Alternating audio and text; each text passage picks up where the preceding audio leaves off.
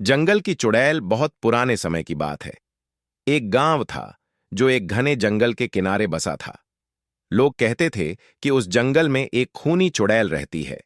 जो भी इंसान रात में उस जंगल में गया वो कभी वापस नहीं लौटा। गांव वाले हमेशा बच्चों को चेतावनी देते, सूरज ढलने के बाद जंगल के पास मत जाना, वहां चुड़ैल घूमती है। गांव का एक लड़का राहुल बहुत निडर था। चुड़ैल वुड़ैल कुछ नहीं होती, आज रात मैं जंगल में जाकर सबको साबित करूंगा, राहुल ने आत्मविश्वास से कहा। दोस्तों ने उसे रोका, लेकिन राहुल अकेले ही लालटेन लेकर जंगल में चला गया। जंगल में अंधेरा था। अजीब सी आवाजें और पेड़ों की चरमराहट उसे डराने लगीं। अचानक झाड़ियों से काली बिल्ली निकली और उसकी लाल आंखें चमकने लगीं। राहुल को लगा कि कोई उसका पीछा कर रहा है। जैसे ही राहुल ने एक सूखे पेड़ के पास कदम रखा, उसने देखा कि वहां एक औरत खड़ी है। लंबे काले बाल, सफेद फटी साड़ी और पैरों की जगह नुकीले पंजे।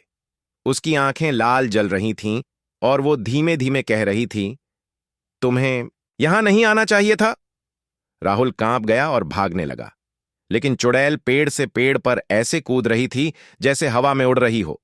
राहुल भागते भागते जंगल के बीचों बीच एक पुराना मंदिर पहुंचा। मंदिर टूटा हुआ था और वहां अजीब निशान बने थे। अचानक चुड़ैल हवा में उड़ते हुए उसके सामने आ गई। उसने हाथ उठाया और लाल धुएं का गोला राहुल की ओर फेंका। धुएं में उसे अजीब अजीब चेहरे दिखने लगे। बच्चे, औरतें, बूढ़े, सबके चेहरे डर से चीख रहे थे। राहुल ने हिम्मत करके अपनी जेब से भगवान की छोटी मूर्ति निकाली जो उसकी मां ने उसे दी थी। जैसे ही उसने मूर्ति उठाई, तेज रोशनी फैल गई। चुड़ैल दर्द से चीखने लगी और धीरे धीरे धुएं में बदलकर गायब हो गई। जंगल में अचानक शांति छा गई।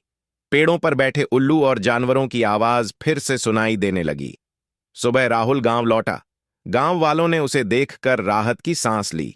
उसने सबको बताया कि चुड़ैल अब इस जंगल से चली गई है, लेकिन उसकी लाल आंखों की याद आज भी राहुल के सपनों में आती है। लोग कहते हैं, चुड़ैल पूरी तरह कभी नहीं मरती, वो किसी और रात किसी और जंगल में फिर लौट आती है।